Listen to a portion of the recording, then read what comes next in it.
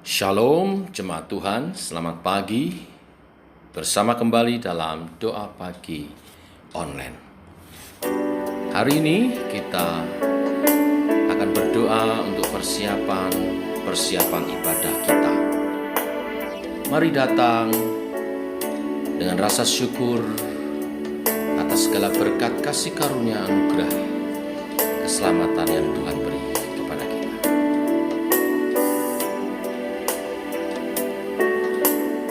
Sejauh timur dari barat, sejauh timur dari barat, Engkau membuang dosaku. Tiada kau ingat lagi pelanggaranku.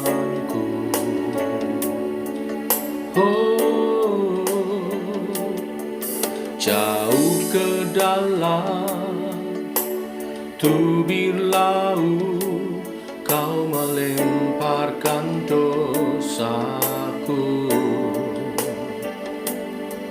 Tiada kau perhitungkan kesalahanku. Oh, betapa besar kasih pengampunanmu Tuhan. Tak kau pandang hina hati yang hancur.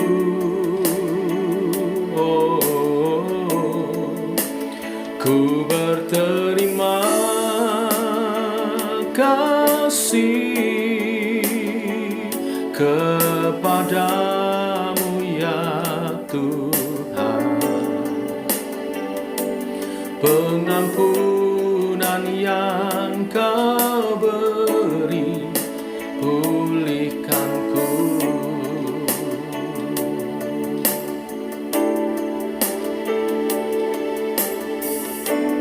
Terima kasih Tuhan untuk pengampunan, untuk kasih yang sempurna, menerima kami apa adanya, memulihkan, memberi kami keselamatan. Betapa besar kasih pengampunanmu Tuhan. Tak kau pandang hina hati yang hancur.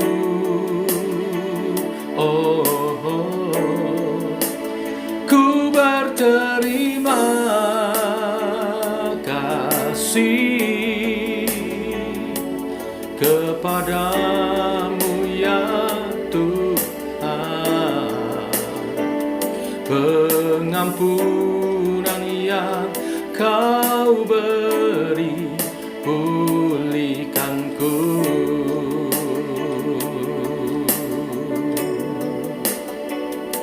Pengampunan yang kau beri, pulihkanku.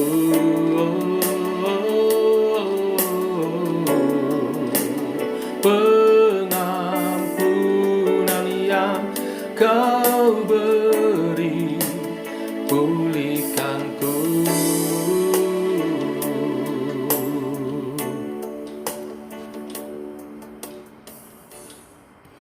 Demikian rasa syukur kami atas karya-Mu Tuhan, pengampunan dan keselamatan yang Kau beri.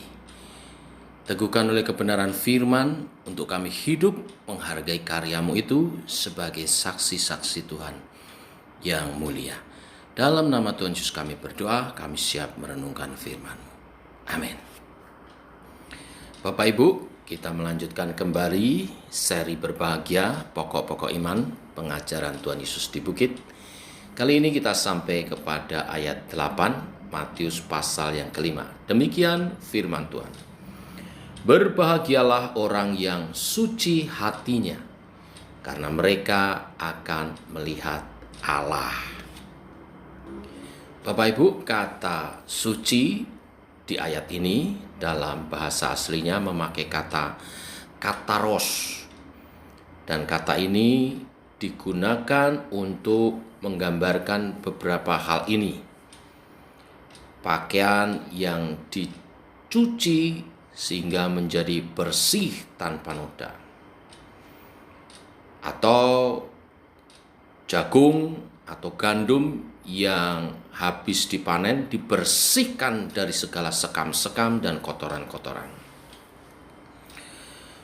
Juga dipakai untuk tentara atau prajurit pilihan yang sudah dipilih dari banyak prajurit lalu dipilih yang terbaik.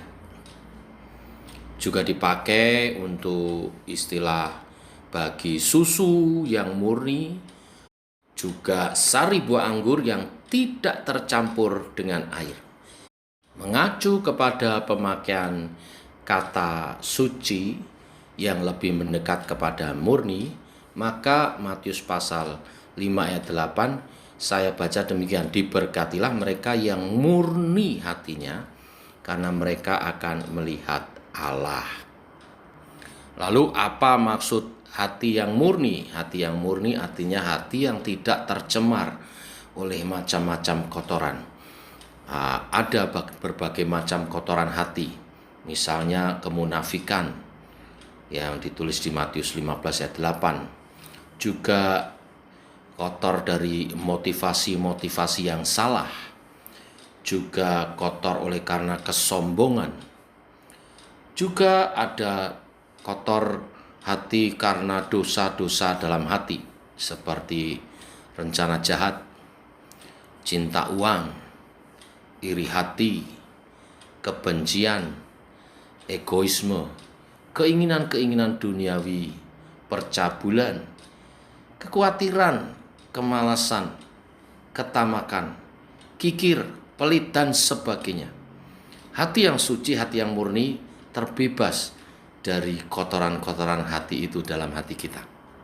Bapak Ibu, hati yang suci, yang murni merupakan suatu yang sangat penting. Karena itu mempengaruhi seluruh kehidupan kita. Sebagaimana Amsal pasal 4 ayat 23 mengatakan, peliharalah hatimu dengan segala kewaspadaan, karena dari sanalah terpancar kehidupan. Jadi kita mesti menjaga hati kita tetap murni. Nah, bagaimana menjaga atau memiliki hati yang murni, yang suci?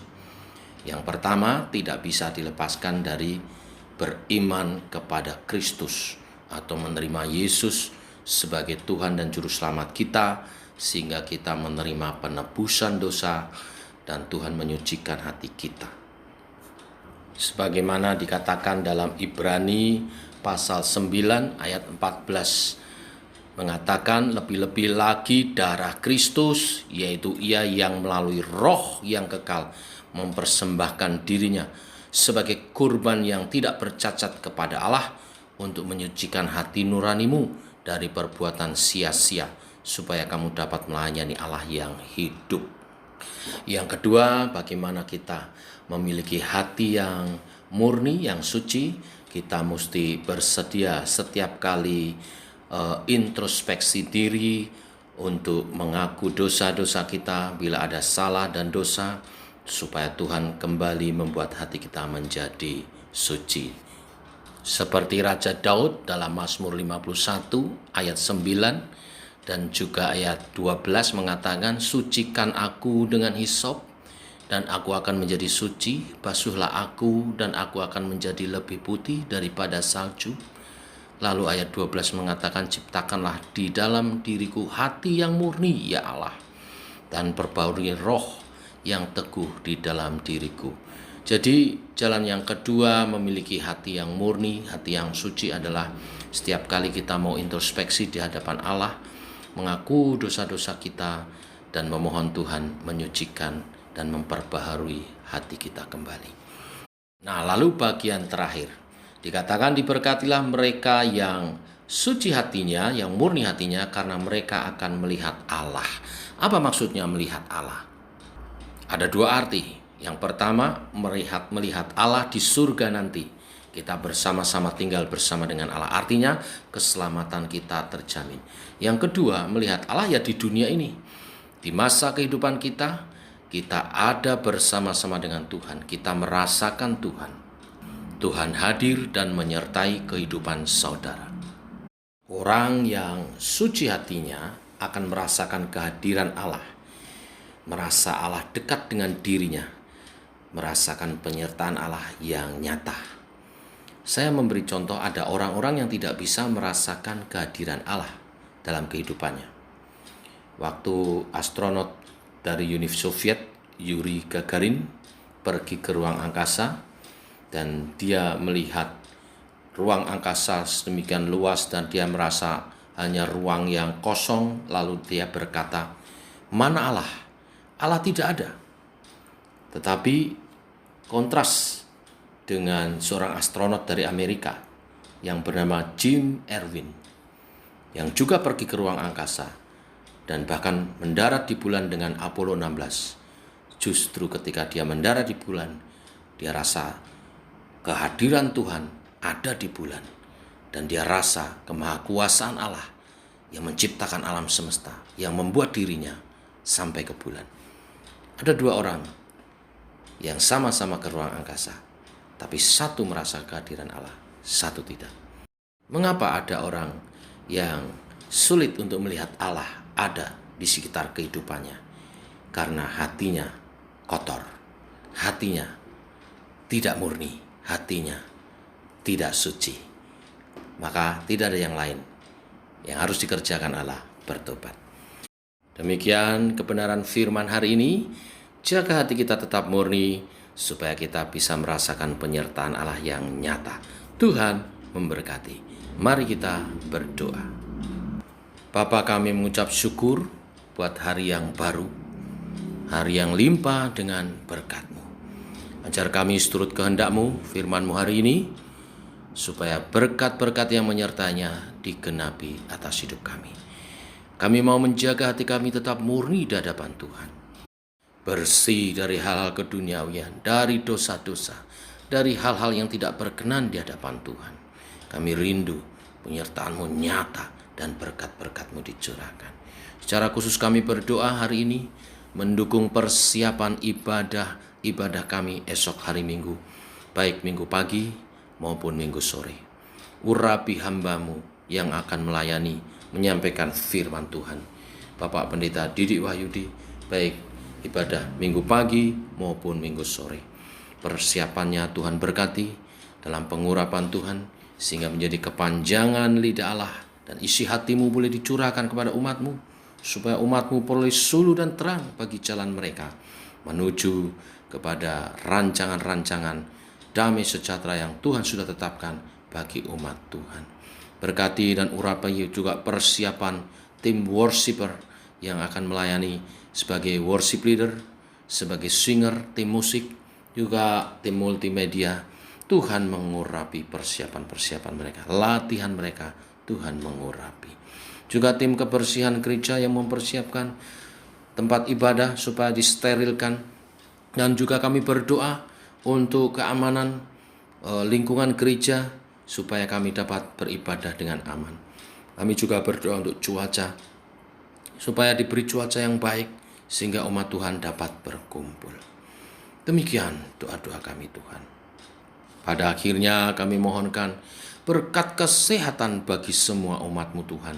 Karena dengan kesehatan inilah umat-Mu nanti datang beribadah, memuliakan Tuhan, menyatakan bakti kepada Tuhan, menyatakan iman percayanya kepadamu melalui ibadah, baik secara langsung maupun yang juga mengikuti secara streaming di rumah.